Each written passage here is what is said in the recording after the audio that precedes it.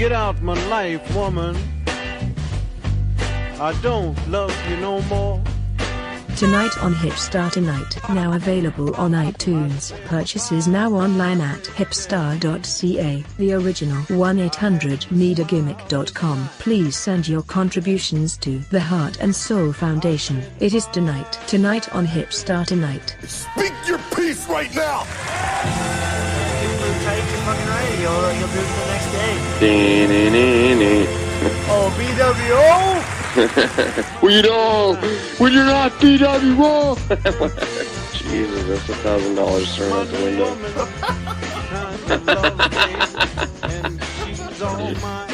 Thursday, June 29th, 2012. Jay, watch the Glow recently added Netflix special. Yes.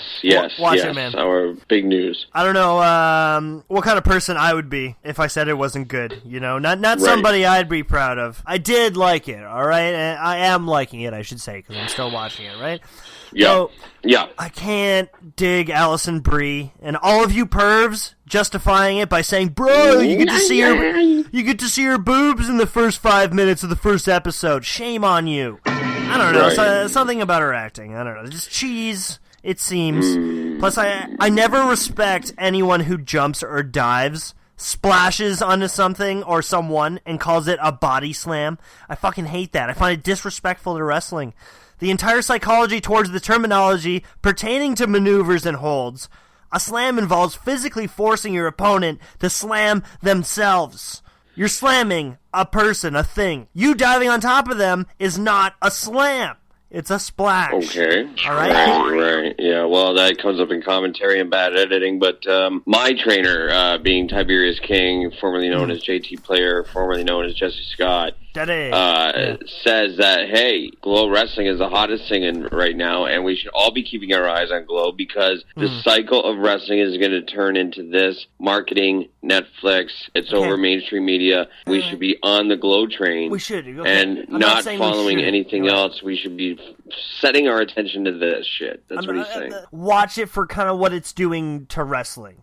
So I'm worried about that. Very weakly exposing wrestling, sure. But I mean, the thing is, the original story, Marin hires actresses, no wrestling experience, no passion for the business. That's how it was back then, sure. Well, but that's... what do you want me to say? Like, fucking, there's been a lot of people... How does it work today? Like, it's showing that, and this is my heat with the Montreal ladies, you know? You invest in a ring, you start throwing shows from your apartment, and what insults me still to this day is that you call yourself wrestlers. You're trained by yourselves. A student with a school passed on to him by someone else who didn't have the time for it. Yeah. Just call yourself like this title. It's insulting to what we've worked for, man. And again, I just told you, they swoop in and they can take away, but you're still there, but it still worries you, man. Like, I don't want to make wrestling seem that anyone can do it. It's easy now. I had this epiphany, Jay. The more I thought about Glow, me, always looking like a skinny young boy in wrestling, I survived the Ontario Health Commission laws for 1 year until they were abolished after that. I never really had the stereotypical wrestler look, though. And I went on with it. No. I still got booked. I would tell myself I would research new nutrition plans, hit the gym air day, and bulk up, bro. And I never did. And I still got booked. I feel partly to blame. Myself and everyone with the same story as me, I feel like I am to blame for the generation of I Can Too wrestlers. Fans who didn't honestly have the self-determination to want to mold themselves into what looks good for wrestling. They didn't want to become it, and I created that. The skinny boys, right? I made it look like anyone can do it, and I feel disgusted. Peter Delavecchio writing in at infamousjware@hotmail.com. Peter from Belleville, Ontario. Hipstar Zach Atticus, you talk a lot of shit, man. All you talk about is Glow Wrestling on Netflix, but never in the history of your show have you ever brought up that Lucha Underground is also on Netflix. Yeah, you never put over Lucha Underground on Netflix, nor does anybody else. Fuck you and the show. Start talking about Lucha. Well, the thing about that is they're old episodes, the stories from the past. And we don't like to talk about old news on this show. We don't like to have the same show all the time. It's not even wrestling, really, is it? Well, of course it is. It's a little more wrestling than Glow is. Sorry, but all right. It's great. You should watch it. But I mean, if you already own a Netflix that is in your name. Why aren't you watching everything?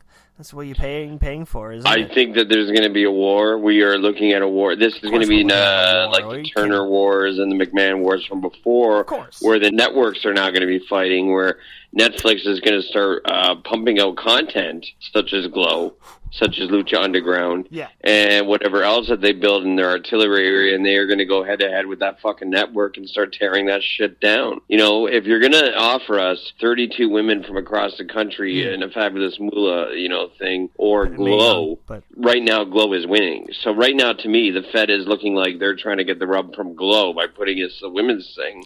Well, and I think that's what the people are missing. So if that answers this asshole's question, then that's what I'm trying to say, you know? Well, the tournament's happening in the summer, and we are going to war. That's what I'm trying to say. They're airing it August 28th, so I kind of think like they're... See? Yes. They're going off of Glow, though. They're riding off of it. So it's not necessarily direct competition. Plus, how the fuck are you going to compete with an uploaded Netflix special? Like, what are you going to do? You can't compete with that, so there are no wars there, man. They're just like they're banking off the money. That's wise of them. Good for them. Oh, fuck you, man. We are going to war. Like, you better wake up, Hipstar. That's the thing.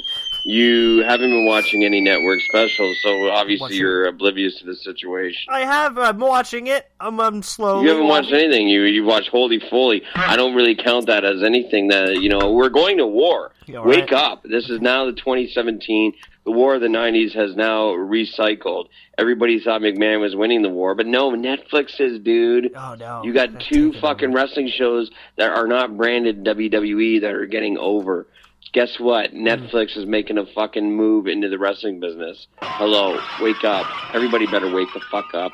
But they're banking off of everything, man. The only thing they can't really get their hands on is full movies, recent modern movies, and sports. Real sports, sorry, no offense. But they can't get their hands on that shit because it's all owned by networks. So they're trying to beat out cable. Nobody gives a shit about that. All it takes is Vampiro to send in some shitty pilot of something he did at Lee's Palace, and they'll pick that up, and then, you know, then there's another fucking property of Netflix. And everybody's doing it, yeah, but yes, everybody's doing it. It seems easy at first, but until they have to schedule it. Let's not like, actually, like, get ahead of ourselves and be like, yeah, you know, we're pitching it. It looks pretty good because I know this guy. We're going to get in, but, you know, you can't get ahead of yourself. You got to still work for it. All right. Well, I just want the people to know. I mean, we have our own brand to talk about, which is tonight on Hipstar Tonight. So I want the people to know that you've heard it first here when we do finally go to war. Yeah. Remember, it was infamous Jay Moore that said that we are going to war, that Netflix is starting to obtain properties that are not a WWE brand to go head-to-head with the fucking network. Yeah. Wake up.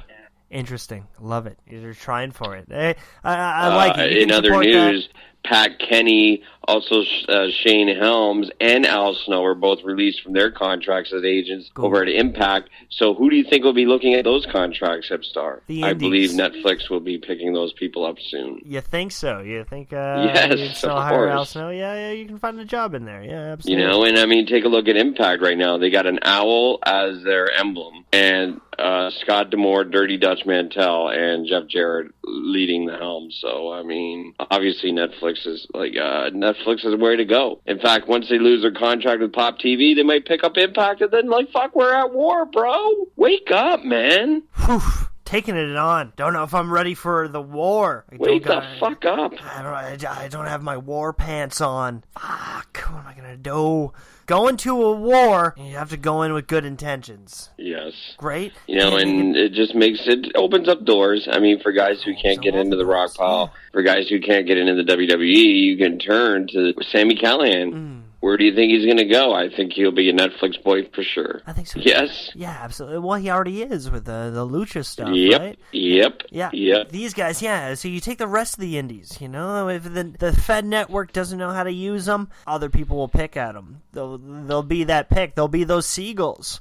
Those seagulls. And that is where the business is going, my friend. You know, and watch out because coming up in the ranks, much like ECW was the third property back in the 90s, Crave TV could be the third property in the fucking 2017 Beyond Wars. Yeah, they got Seinfeld, they got Married with Children, and they also got wrestling. They got it all. You got to check it out because wrestling is, if it can make that innocent comeback, though, and it's just starting to do, Glow's really is helping that image, so thank you. It doesn't look as dark as Mickey Rourke in living in his van down by the river. So yes, we need to erase those images. It's been going on way too long about Mickey Rourke couldn't even get a job in the meat shop and making $4 in his matches, a Ring of Honor, so...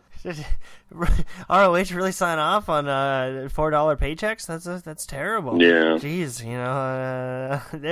it's all a story though. You're trying it, but you don't want to. I mean, a year from now, Hipstar will be on this very podcast talking about how Netflix obtained the rights from Sinclair Broadcasting to own Ring of Honor. I guarantee it. Yeah, absolutely. I guarantee they're going to make a move. We'll be there for you. Great. It's all kind of like I don't want to become a fad, though. I still want to recognize, and I think this is good documentation with this show, I don't want to be recognized as going on the fad train, No, I just want to deliver to the news so these marks know that, obviously, I just want the marks themselves to kind of wake up. I want them to fucking understand that there is more wrestling on the horizon. You don't have to sit there and watch the fucking network until the day you die. You got choices. You got options now, and you can have it tonight. Again, though, first there was aliens, then it was vampires, then it was superheroes. Now it might be wrestlers. So I'll pick up that fad. Buy our t-shirts. It's all for the cause of wrestling. So if you truly like it, you should buy my merch. Buy Jay's merch, too. He's got t-shirts. Come on, buy some Infamous shirts. I have t-shirts that are available at 1-800-NEED-A-GIMMICK, the original 1-800-NEED-A-GIMMICK.com. And for the next 30 minutes with the promo code Simpson is a molester, the actual pants that he tore off me during training class, I am now putting up for auction. Available at 1-800-NEED-A-GIMMICK, the original 1-800-NEED-A-GIMMICK.com. He really liked those pants. Yeah. I remember he was trying to show me a plancha and just tore my pants off, and I ran out of the ring into the pig pen because I knew I was going to get raped. But I figured I don't want to. It makes me cringe to wear the pants, so I figured I'd put them up for auction. Just get away with them, man. Some merch, because somebody's going to want those. Yeah, the bad memories, bad voodoo. Yeah, push it away. I recommend that completely. It's only a Thursday, man. We can do better than this. I hope. Tonight. Well, and we're back. That's what I ran into. Who? Toph. Were words exchanged? Did you save them? Right, face-to-face meeting. And how did it go? Are we friends again? I was very relaxed in telling stories, but he was very awkward. And then I found out afterward that he was livid. Chris didn't put a stop to it because I was picking him up for a show or something, and Buddy was trying to get weed. Yeah.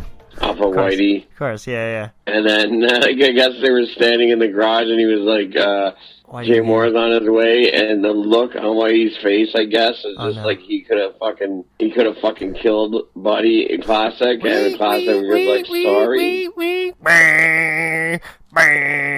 Let's see what. He was terrified. He knew he was about to become a podcast. Yeah. I told Classic, I said, I got to bring this up on my podcast tonight on Hipstar Tonight. And he was like, no. You can't. I'm like, oh, yeah. Oh, yeah. So, I actually ran my hand through Topher's beard. Okay, and how did it feel? Yeah. Healthy? I told him, he's got to wrap it like Captain Lou Albano because it looks too much like Luke Harper, but I didn't notice before. He said that I noticed before, and I brought it up before, that he's got a bump on his head. Yeah, he's had that permanently. Where his bald spot is. Yeah, it showed. I don't know if he's always had that or wrestling caused it, but I think it's one of the two. But he's always had that. He's had that for a while, actually. It could be brain cancer. Oh, no. Well, we got to find Topher and Heart and Soul Foundation together. Make sure get some donations now. Nothing but garbage.